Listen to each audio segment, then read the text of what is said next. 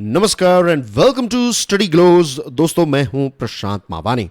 आज हम अग्नि प्राइम के साथ जुड़े हुए मोस्ट इंपॉर्टेंट पॉइंट्स को तो देखने ही वाले हैं। इसी के साथ साथ मैं आपको ये भी समझाऊंगा कि हमारी जो दूसरी अग्नि मिसाइल्स हैं उनके कंपैरिजन में ये जो अग्नि प्राइम है ये स्पेशल क्यों है, ये भारत की ताकत को और ज़्यादा क्यों बढ़ाती है।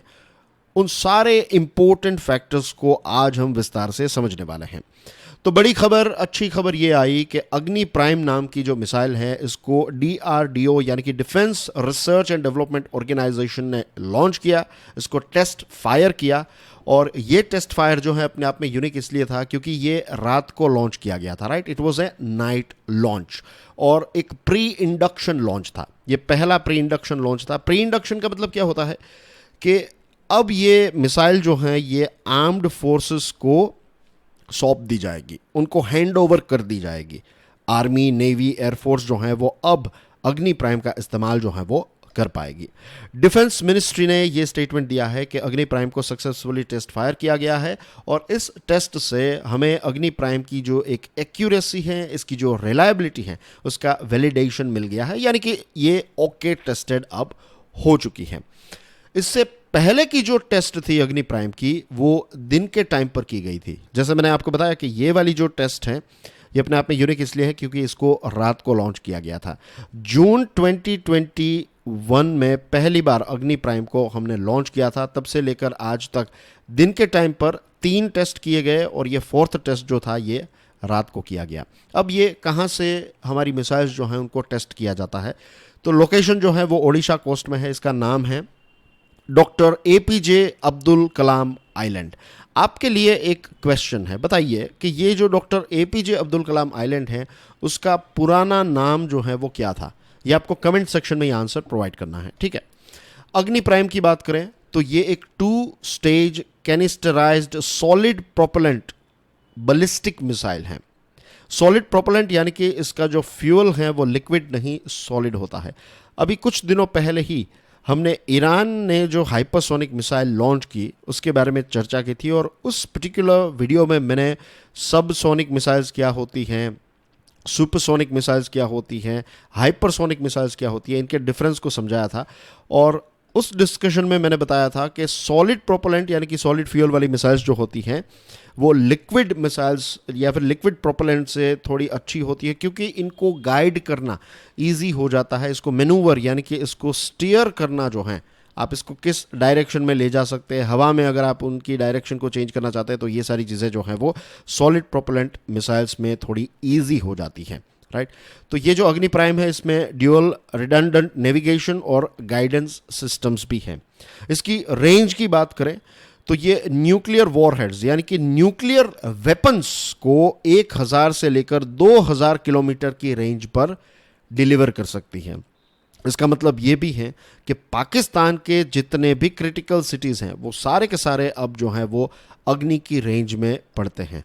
जो अग्नि 3 मिसाइल हैं, अग्नि 3 के कंपैरिजन में ये जो अग्नि प्राइम है ये 50% कम वजन वाली है, ये थोड़ी लाइट है। पहले इसका नाम जो है वो अग्नि 1P रखने वाले थे, लेकिन फिर इसका नाम चेंज करके फाइनली अग्नि प्राइम रखा गया है। अग्नि प्राइम जो है इसमें बहुत एडवांस टेक्नोलॉजी का इस्तेमाल किया गया है, जैसे कि composites, propulsion system, guidance and control mechanisms.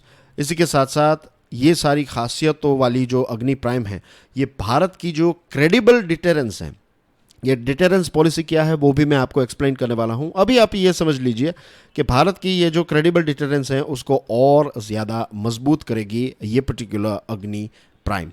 इसके फ्लाइट डेटा को यानी कि इसको जब लॉन्च किया गया तब कहाँ कहाँ पर गई, कैसा परफॉर्मेंस रहा, ये सारी चीज़ों को कैप्चर करने के लिए radar, telemetry, electro-optical tracking system के साथ साथ 2 शिप्स को भी डिप्लॉय किया गया था ताकि इसकी पूरी जो एक रेंज है या फिर पूरी इसकी जो फ्लाइट है इसका डेटा कैप्चर किया जा सके। राजनाथ सिंह साहब जो हमारे डिफेंस मिनिस्टर हैं उन्होंने DRDO को कॉन्ग्रेचुलेट किया है, आर्म्ड फोर्सेस को कॉन्ग्रेचुलेट किया है कि आपने बहुत ही अच्छी तरीके से कॉपी बुक परफॉर्मेंस की तरह इसको सक्सेसफुली टेस्ट फायर किया है। दोस्तों, हमारे देश में जो अग्नि मिसाइल्स हैं इंक्लूडिंग अग्नि प्राइम, ये सारी की सारी मिसाइल्स जो हैं वो DRDO ने डेवलप की है। हमारे पास अग्नि 1 है। अग्नि 1 जो है इसकी रेंज है 700 किलोमीटर और ये पाकिस्तान स्पेसिफिक मिसाइल है। अग्नि 2 है, इसकी रेंज है 2000 किलोमीटर। अग्नि 3 की 3000 किलोमीटर, अग्नि 4 की 4000 किलोमीटर और अग्नि 5 जो है इसकी रेंज है 5000 किलोमीटर। तो याद रखना है अगर आपको, तो इट्स बिकम्स वेरी इजी। जो अग्नि 1 है दैट इज 700, उसके बाद 2000, 3000, 4000 और 5000 इस प्रकार से हैं। अग्नि प्राइम की बात करें तो अग्नि प्राइम जो है इसको मैनूवर काफ़ी अच्छी तरीके से किया जा सकता है।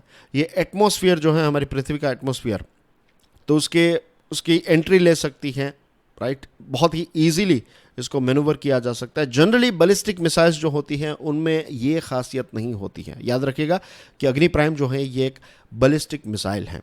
तो Agni prime can be manoeuvred at the point of entry into the earth's atmosphere. जब ये अर्थ के एटमॉस्फेयर में एंटर होती है तब उसको मैनूवर किया जा सकता है और इसकी वजह से ये अग्नि प्राइम को इंटरसेप्ट करना, दूसरे जो दुश्मन देश हैं उनके रडार में इसको पकड़ना जो है वो बहुत ही डिफ़िकल्ट हो जाता है। I am not saying it's impossible, लेकिन बहुत ही डिफ़िकल्ट हो जाता है। इसी के साथ साथ इसको आप रेल से लॉन्च कर सकते हैं, रोड से लॉन्च कर सकते हैं और इसको अलग अलग जगहों पर ट्रांसपोर्ट करना जो है वो भी काफ़ी ईजी है because of this latest technologies.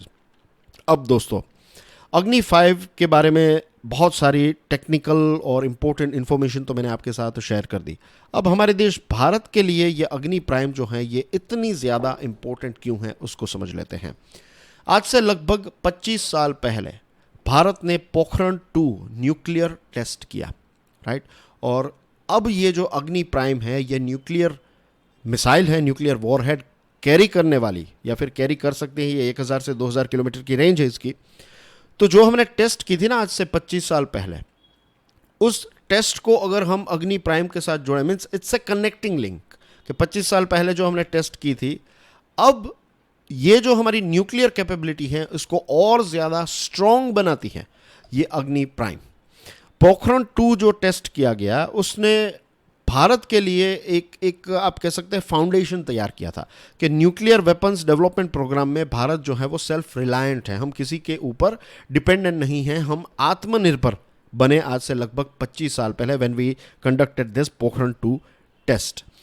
अब ये जो मिसाइल हैं ये मिसाइल न्यूक्लियर वॉरहेड्स को एक अलग ही लेवल पर डिलीवर कर सकती हैं। आपके पास कोई टेक्नोलॉजी है, फिर आप उसको डिलीवर भी करना होगा, तब जाकर उसके रिजल्ट्स मिलेंगे, इज़न्ट इट। तो ये अग्नि प्राइम जो है इसकी खास बात ये है कि हमारे पास जो न्यूक्लियर वेपन्स हैं उसको बहुत ही डेंजरस तरीके से, बहुत ही बैलिस्टिक तरीके से ये मिसाइल जो है वो डिलीवर कर सकती हैं। नाउ हमारे देश का एक रूल है, इसको कहते हैं इंडियाज़ न्यूक्लियर डॉक्ट्रिन। 2003 में इसको तैयार किया गया था और भारत ने ये एक प्रकार से आप कह सकते हैं एक शपथ ली है, या फिर एक भारत ने डिसीजन लिया है कि हम कभी भी किसी के ऊपर न्यूक्लियर वेपन्स का इस्तेमाल नहीं करेंगे, इन द सेंस कि no first use. No first use का मतलब ये होता है कि हम जो हैं वो किसी देश पर, लेट्स से पाकिस्तान के साथ हमारा युद्ध हो गया, तो ऐसा नहीं है कि हम न्यूक्लियर वेपन्स को डायरेक्टली लॉन्च कर देंगे, नहीं, ऐसा हम नहीं करेंगे। अगर भारत की टेरिटरी पे अटेंशन हियर, अगर इंडिया की हमारी जो टेरिटरी है और इंडिया की आर्म्ड फोर्सेस पर अगर न्यूक्लियर वेपन का किसी ने इस्तेमाल किया, चाइना ने किया, पाकिस्तान ने किया, या फिर किसी भी अगर दूसरे देश ने किया, उसके बाद ही हम न्यूक्लियर वेपन्स का इस्तेमाल करेंगे। पहले हम यूज़ नहीं करेंगे। अगर किसी ने हम पर न्यूक्लियर वेपन का इस्तेमाल किया तो डेफिनेटली भारत यूज़ करेगा, और जब हम रिटेलिएट करेंगे, अगर हम यूज़ करेंगे तो हम इतनी ताकतवर तरीके से या फिर इतनी ताकत से उसको यूज़ करेंगे कि जो डैमेज होगा वो अनएक्सेप्टेबल होगा। मीन्स उसके बाद भारत जो है वो किसी देश को बर्बाद कर देगा, राइट। उसका शायद जो है इस पृथ्वी पर से नाम हट जाए। इस प्रकार की कैपेसिटी से, इस प्रकार की ताकत से हम न्यूक्लियर वेपन का इस्तेमाल करेंगे, लेकिन it will always be in retaliation. पहले हम इसका इस्तेमाल नहीं करेंगे। अब प्रश्न ये भी उठता है कि लेट्स से अगर ऐसी सिचुएशन हो गई, अगर हमें रिटेलिएटरी अटैक करना पड़ा, तो इसका ऑथोराइजेशन जो है वो कौन देगा? क्या आर्मी के चीफ देंगे, क्या नेवी के चीफ देंगे, या फिर तीनों मिलकर देंगे? क्या हमारे CDS जो है वो डिसाइड करेंगे कि हमें न्यूक्लियर वेपन यूज़ करना? नो, ये डिसीजन जो है ये न्यूक्लियर कमांड अथॉरिटी, जो सिविलियन पॉलिटिकल लीडरशिप यानी कि हमारे देश के जो इलेक्टेड व्यक्ति हैं वो और हमारे एग्जीक्यूटिव मिलकर ये डिसाइड करेंगे। तो ये जो न्यूक्लियर कमांड अथॉरिटी है इसकी दो ब्रांचेस हैं। एक है पॉलिटिकल काउंसिल, तो पॉलिटिकल काउंसिल जो है उसके हेड हैं प्राइम मिनिस्टर। तो अगर किसी पर न्यूक्लियर वेपन का इस्तेमाल करना है एज ए रिटेलिएशन, बदला लेने के लिए या फिर जवाब देने के लिए, तो प्राइम मिनिस्टर चाहिए आपको, प्राइम मिनिस्टर का ग्रीन सिग्नल चाहिए। और इसी के साथ साथ जो एग्जीक्यूटिव काउंसिल है उसके हेड हैं नेशनल सिक्योरिटी एडवाइज़र। तो पीएम और एनएसए ये दोनों मिलकर इसको लॉन्च करेंगे। ये दोनों मिलकर जो हैं वो ग्रीन सिग्नल देंगे कि अब इसको लॉन्च करो, तभी हम रिटेलिएशन के लिए भी न्यूक्लियर वेपन। तो इस प्रकार के सेफगार्ड्स जो है वो भारत ने रखे हैं। भारत के पास फिलहाल जो न्यूक्लियर वेपन्स हैं इसको ट्रायड कहते हैं। ट्रायड का मतलब होता है कि हमारी एयरफोर्स के पास भी न्यूक्लियर लॉन्च करने की कैपेसिटी है, हमारी नेवी के पास भी है और हमारी आर्मी के पास भी है। तो ऑपरेशनल न्यूक्लियर जो है उसका ट्रायड है हमारे पास, which is a very good thing. अब हमारे देश को और ज़्यादा न्यूक्लियर वेपन्स की रेंज, क्वांटिटी, एक्यूरेसी और जो यील्ड कहते हैं यानी कि जो डिस्ट्रक्टिव पावर है, ये सारी चीज़ों को और ज़्यादा इंक्रीज करने की ज़रूरत है। बिकॉज चाइना और पाकिस्तान का एक्सिस जो है वो बन चुका है। Stockholm international peace research institute, जिसको सिप्री कहते हैं, ये स्वीडन की एक थिंक टैंक है। तो हर साल ये स्वीडन की थिंक टैंक जो है एक ईयर बुक निकालती है। तो 2022 की जो ईयर बुक है इसका नाम है आर्मामेंट्स, डिसआर्मामेंट एंड इंटरनेशनल सिक्योरिटी। इस ईयर बुक में ये सिप्री जो है वो ये कहती है कि चाइना के पास 350 न्यूक्लियर वेपन्स हैं, पाकिस्तान के पास 165 न्यूक्लियर वेपन्स है और भारत के पास 160 न्यूक्लियर वेपन्स हैं।